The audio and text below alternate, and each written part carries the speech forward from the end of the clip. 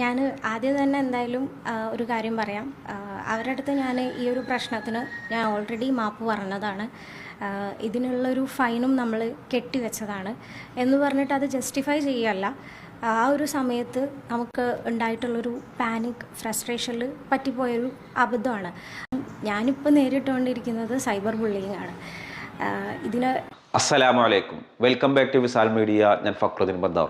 ഇന്നലെ സോഷ്യൽ മീഡിയയിലൊക്കെ വൈറലായ ഒരു വീഡിയോ ഉണ്ട്. ഒരു മുസ്ലിം പെൺകുട്ടി കോഴിക്കോട് ഭാഗത്തേക്ക് ഒരു KSRTCയിൽ പോകുമ്പോൾ അവരൊരു സ്റ്റോപ്പിൽ നിർത്താൻ വേണ്ടി പറഞ്ഞപ്പോൾ കണ്ടക്ടർ പറഞ്ഞു ഇവിടെ സ്റ്റോപ്പില്ല, നിർത്താൻ പറ്റില്ല. ആ സ്ത്രീ വല്ലാതെ എന്താ പറയുക ബേജാറായിട്ട് ബഹളം വെക്കുന്നത്, ഇവിടെ നിർത്തണം, എനിക്ക് നിർബന്ധമാണ്, കോഴിക്കോട് ഒരു ഹോസ്പിറ്റലിൻ്റെ മുൻപിൽ നിർത്തണം എന്നാണ് ഈ സ്ത്രീ പറയണത്. പക്ഷേ എന്തോന്ന് അറിഞ്ഞുകൂടാ, കണ്ടക്ടർ ഒരു തരത്തിലും മൈൻഡ് ചെയ്യുന്നില്ല. സഹികെട്ടിട്ട് ഈ ഒരു പെൺകുട്ടി ആ ഡോറിൻ്റെ അവിടുത്തെ ചില്ല് പൊട്ടിച്ചിട്ട് ഈ ബസ് നേരെ സ്റ്റേഷനിൽ പോയി 25,000-28,000 രൂപ പിഴ അടക്കേണ്ടി വന്നു.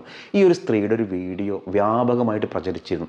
എല്ലാവരും ഈ സ്ത്രീനെ കുറ്റം, ഇതിൻ്റെ സത്യാവസ്ഥ എന്താണെന്ന് പോലും അറിയാതെ ആ സ്ത്രീയുടെ വേഷത്തെ കുറ്റം പെടുക. ഓളെ ഇംഗ്ലീഷ് കേട്ടില്ല, ഇതിൻ്റെ ഒരു സത്യം എന്താണെന്ന് അറിയണ്ട. എന്തിനായിരിക്കും ആ സ്ത്രീ അങ്ങനെ പറഞ്ഞിട്ടുണ്ടാവുക, അതൊന്നും ആർക്കും അറിയണ്ട.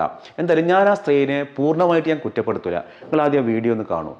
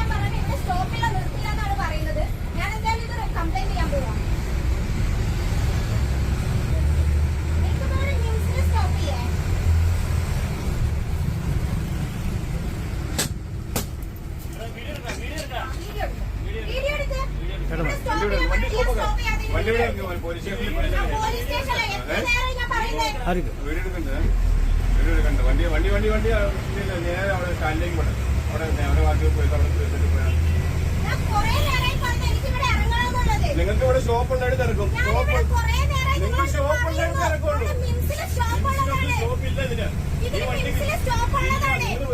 വണ്ടി സ്റ്റേഷനിലേക്ക് പോകണം. ഒരു മാനുഷിക പരിഗണന വെച്ചിട്ട് അവിടെ നിർത്തി കൊടുത്താൽ വലിയ പ്രശ്നമൊന്നുമല്ല. നല്ലപോലെ നമ്മൾ നല്ലപോലെ സംസാരിച്ച് റിക്വസ്റ്റ് പോലെയൊക്കെ സംസാരിച്ച് നിർത്തി തരും. പക്ഷെ എന്തോ ഇവിടെ കമ്മ്യൂണിക്കേഷൻ ഗ്യാപ്പ് വന്നതായിരിക്കും. ഒന്നാമത്തെ കാര്യം, ഈ ഒരു സ്ത്രീയുടെ ഈ പ്രശ്നം എന്ന് പറഞ്ഞാൽ ബാത്റൂം എമർജൻസി ആയിരുന്നു അത്രേ. മലയാളത്തിൽ പറഞ്ഞാൽ അപ്പിടാൻ മുട്ടിയിട്ട് ഈ സ്ത്രീ ഒന്ന് അവിടെ നിർത്താൻ പറഞ്ഞതാണ്. അപ്പോൾ 2-3 കാര്യങ്ങളുണ്ട്. അങ്ങനെ ഒരു പ്രത്യേക സാഹചര്യത്തിലാണെങ്കിൽ ഒന്ന് നിർത്തി കൊടുത്താൽ എന്താ പ്രശ്നം? അപ്പോൾ ആ സ്ത്രീ പറയുന്നൊരു കാര്യം എങ്ങനെയാണ്, ബാത്റൂം എമർജൻസി ആയിട്ടാണ് ഞാൻ അങ്ങനെയൊക്കെ പെരുമാറിയത്. മലയാളത്തിൽ പറഞ്ഞാൽ അപ്പിടാൻ മുട്ടിയിട്ടാണ് അങ്ങനെ ചെയ്തത്. ഞാൻ ചെയ്തത് തെറ്റാണ്, ഞാനത് മാപ്പ് പറഞ്ഞ് ഒഴിവാക്കിയതാണ്. ഞാൻ എടുത്ത വീഡിയോ ഞാൻ ഡിലീറ്റ് ചെയ്തിരുന്നു. പക്ഷേ ബസ്സിൽ ആരോ വീഡിയോ എടുത്തിട്ട് ആ വീഡിയോ മുന്നിൽ സ്പ്രെഡ് ചെയ്യുകയാണ്, എന്നെ നശിപ്പിക്കുകയാണ്, വലിയ വിഷമത്തിലാണ്, ദയവ് ചെയ്തിട്ട് ആ വീഡിയോ ഇടരുത് എന്നൊക്കെ രീതിയിലാണ് ഈ ഒരു സ്ത്രീയുടെ ഒരു വിശദീകരണം വന്നിട്ടുള്ളത്. ഞാൻ ആദ്യം തന്നെ എന്തായാലും ഒരു കാര്യം പറയാം.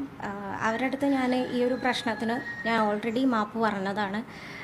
ഇതിനുള്ളൊരു ഫൈനും നമ്മൾ കെട്ടിവെച്ചതാണ് എന്ന് പറഞ്ഞിട്ട് അത് ജസ്റ്റിഫൈ ചെയ്യല്ല. ആ ഒരു സമയത്ത് നമുക്ക് ഉണ്ടായിട്ടുള്ളൊരു പാനിക് ഫ്രസ്ട്രേഷനിൽ പറ്റിപ്പോയൊരു അബദ്ധമാണ്. അപ്പം ഞാൻ ഒരിക്കലും ഇതിനെ ഓവറായിട്ട് ജസ്റ്റിഫൈ ചെയ്ത് എല്ലാവരും ഇങ്ങനെ ചെയ്യണമെന്നോ അതൊന്നല്ല ഞാൻ പറയുന്നത്. പക്ഷേ ഒരു എമർജൻസി സിറ്റുവേഷനിൽ പറ്റിപ്പോയിട്ടുള്ളൊരു അബദ്ധമാണ്. അപ്പോൾ അതിനുള്ള ഫൈനും ഞാൻ ഓൾറെഡി പേ ചെയ്ത് കഴിഞ്ഞു.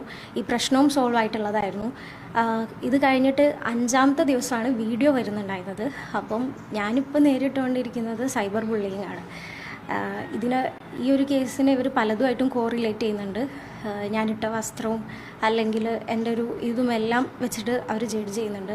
അപ്പോൾ നമ്മൾ എല്ലാവരുടെ വീട്ടിലും ഉള്ളതാണ് ഇപ്പം സ്ത്രീകൾ എന്ന് പറയുന്നത്. അപ്പം അവർക്ക് ഏത് സാഹചര്യത്തിലാണെന്നുണ്ടെങ്കിലും പ്രശ്നങ്ങൾ വരാം.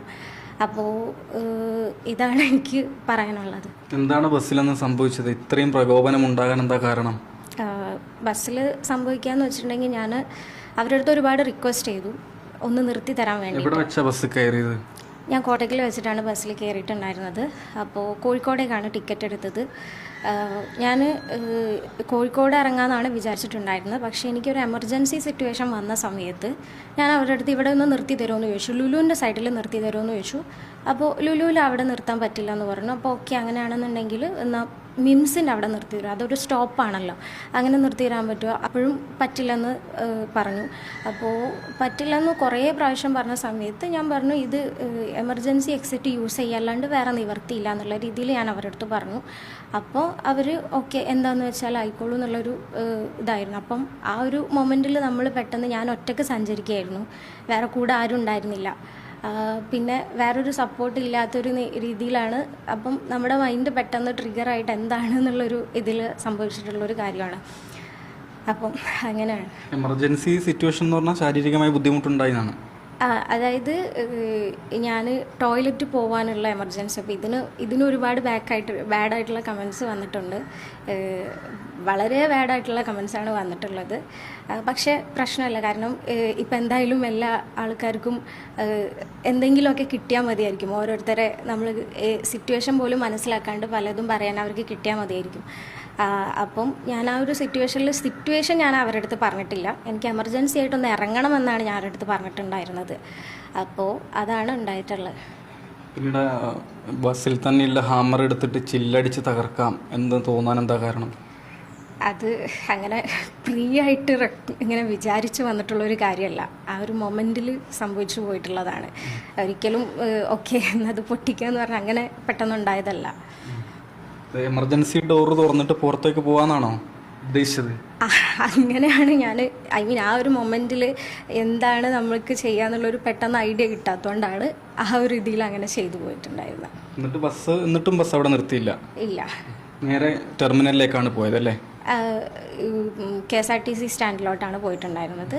അപ്പം അവിടെ വെച്ചിട്ട് പോലീസ് വന്നു. പോലീസിൻ്റെ അടുത്ത് ഞാൻ കാര്യങ്ങൾ എക്സ്പ്ലെയിൻ ചെയ്തു. അപ്പം പിന്നെ അവർ നടക്കാവ് സ്റ്റേഷനിലോട്ടേക്ക് പോയി. വീണ്ടും അത് മെഡിക്കൽ കോളേജ് സ്റ്റേഷനിലോട്ടേക്ക് പോയി. അവിടെ നിന്നാണ് നമ്മളിത് ഫൈനെല്ലാം അടച്ചിട്ടുണ്ടായിരുന്നത്. എത്ര രൂപ അടച്ചു? 28,000 രൂപ. 28,000 രൂപ അടച്ചിട്ടുണ്ട്. അതായത് ഈ ഗ്ലാസിൻ്റെ പൈസയും ഗ്ലാസ് തകർത്തതിൻ്റെയും ഇപ്പോൾ ഈ ബസ് കട്ടപ്പനയിൽ നിന്ന് മാനന്തവാടിയിലേക്ക് പോകുന്നതാണ്. തുടർ ട്രിപ്പും മുടങ്ങി. അതെ. അപ്പം അതിൻ്റെ രണ്ടിൻ്റെയും ഫെയർ ആയിട്ടുള്ള എമൗണ്ട് നമ്മൾ പേ ഓൾറെഡി ചെയ്ത് കഴിഞ്ഞു. അപ്പോൾ ഇത് എൻ്റെ അടുത്തു നിന്നുള്ള അപ്പോളജി ലെറ്ററും അവർ വാങ്ങിയിട്ടുണ്ട്.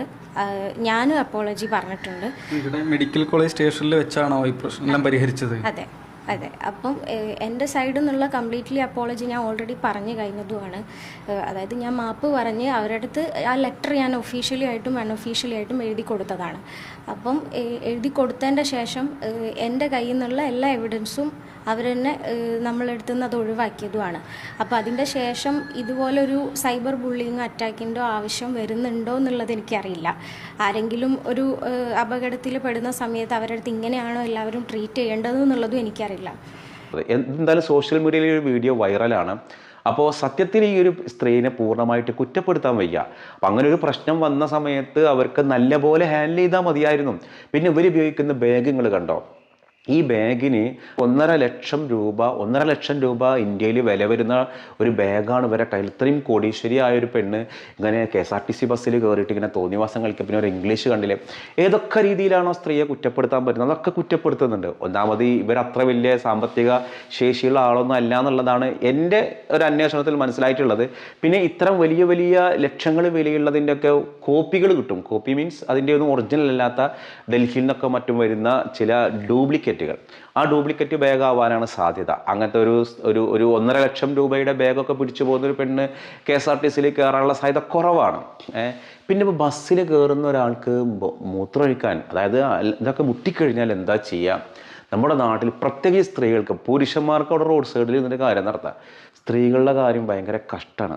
എന്തായാലും ഈ സ്ത്രീനെ ഞാൻ പൂർണ്ണമായിട്ട് കുറ്റപ്പെടുത്താൻ ഞാൻ തയ്യാറില്ല. അപ്പം ഞാനും കോഴിക്കോട് പോകുന്ന സമയത്ത് മിംസിൻ്റെ അവിടെ ഒരു സ്റ്റോപ്പ് നിർത്തണം എന്ന് പറഞ്ഞാൽ അവിടെ നിർത്തലുണ്ട്. തൊട്ടപ്പുറത്ത് കഴിഞ്ഞാൽ ബേബി മെമ്മോറിയലിൻ്റെ അവിടെ ആ പാലത്തിൻ്റെ തോട്ടിൽ അവിടെ അവിടെ നിന്ന് സ്റ്റോപ്പില്ല. പക്ഷേ ബസ് നമ്മളുടെ പറച്ചിൽ പോലെ കേട്ടോ. അപ്പോൾ എൻ്റെ ഒരു സുഹൃത്ത് ഈ സംഭവം അറിഞ്ഞിട്ട് അതിനോട് ഷെയർ ചെയ്ത അനുഭവമുണ്ട്. ഒരു മൈസൂറിൽ നിന്ന് എൻ്റെ വീട്ടിൽ നിന്ന് ബസ് സ്റ്റാൻഡിലേക്ക് പോവാണ്. ഒരു ഊബർ ടാക്സി വിളിച്ചു. ആ ഊബർ ടാക്സി വിളിച്ചിട്ട് പോണ സമയത്താണ് ഏതായാലും യാത്ര സ്റ്റാർട്ട് ചെയ്യണം. പെട്ടെന്ന് ബാങ്ക് കൊടുത്തപ്പോൾ ഞാൻ ആളിനോട് പറഞ്ഞ് ഒന്നുകൂടെ വണ്ടി നിർത്തി, ഞാൻ വേഗം നിസ്കരിക്കട്ടെ എന്ന് പറഞ്ഞു. അപ്പോൾ നിങ്ങൾക്ക് പറ്റൂല എന്നുണ്ടെങ്കിൽ പോകാം. അപ്പോൾ ആ ഒരു ഹിന്ദുവായ ഊബർ ടാക്സി ഡ്രൈവർ പറയാം, നിങ്ങൾ നിസ്കരിച്ചോളൂ, ഞാൻ വെയിറ്റ് ചെയ്യാമെന്ന് പറഞ്ഞു. അപ്പോൾ സംസാരിക്കുന്ന ഒരു രീതിയാണ്. ഒരു ടാക്സിയിൽ പോകുന്ന ഒരാൾ പുറത്തിറങ്ങിയിട്ട് ഇപ്പോൾ 5 മിനിറ്റ് നിസ്കരിക്കാനൊന്നും വെയിറ്റ് ചെയ്യൂല. പക്ഷേ നമ്മളുടെ റിക്വസ്റ്റും നമ്മുടെ സംസാര രീതിയുമാണ് മറ്റൊരാൾ പരിഗണിക്കുക. എന്തായാലും ഈ സ്ത്രീനെ സാമൂഹിക മാധ്യമങ്ങൾ അധിക്ഷേപിക്കുന്നതിനോട് ഞാൻ യോജിക്കില്ല. ഇനി മറ്റൊരു കാര്യം, ഇങ്ങനെയൊക്കെ ഒരു പ്രശ്നം വന്നാൽ ബസ്സിൻ്റെ ചില്ലടിച്ചു കൊടുത്ത് സർക്കാരിൻ്റെ ബസ്സാണ്, KSRTC ബസ്സാണ്. നമ്മൾ എന്ത് കാര്യങ്ങളുണ്ടെങ്കിലും നമ്മൾ നിയന്ത്രിക്കുക. പിന്നെ വേറെ ഒന്നുമില്ലല്ലോ, ലോകത്തുള്ള ഏത് മുട്ടും സഹിക്കും, പക്ഷെ ആ മുട്ട് സഹിക്കൂല എന്നൊരു ആൾക്കാർ പറഞ്ഞേക്കാം. ശരി തന്നെയാണ്. ഇവിടെ ആ മുട്ടിന് അവർ കൊടുത്തൊരു വില 28,000 റുപ്യാണ്. അത് എണ്ണിക്കൊടുക്കാൻ മാത്രം പ്രാപ്തിയുള്ള ഒരാളായിരിക്കും. ഈ വീഡിയോ കണ്ടിട്ട് ഈ സ്ത്രീയുടെ ഭാഗത്ത് ഇതിൻ്റെ റീസൺ മനസ്സിലായല്ലോ. അപ്പിടാൻ മുട്ടിയിട്ടാണ് അതിങ്ങനെ ചെയ്തത്. ഈ ഒരു സ്ത്രീയുടെ പ്രവർത്തിയോട് നിങ്ങൾ യോജിക്കുന്നുണ്ടോ? നിങ്ങളുടെ അഭിപ്രായം താഴെ കമൻറ്റ് ചെയ്യുക. അപ്പോൾ ഞാനൊന്ന് ചോദിക്കുന്ന ഒരു ചോദ്യം, ഇവിടെ കുറച്ച് ആളുകൾ ഒരു കുന്നിൻ മുകളിൽ ഒരുമിച്ച് കൂടിയിട്ടുണ്ട്. ഏത് കുന്നിൻ മുകളിലാണ് ഈ ഒരു ആളുകൾ, ശുഭവസ്ത്രധാരികളായ ആളുകൾ ഒരുമിച്ച് കൂടിയത് എന്നുള്ളതാണ് ചോദ്യം. ആ ഉത്തരമാണ് നിങ്ങൾ കമൻറ്റ് ചെയ്യേണ്ടത്. മറ്റൊരു ദിവസം മറ്റൊരു വീഡിയോയുമായി വീണ്ടും കാണാം.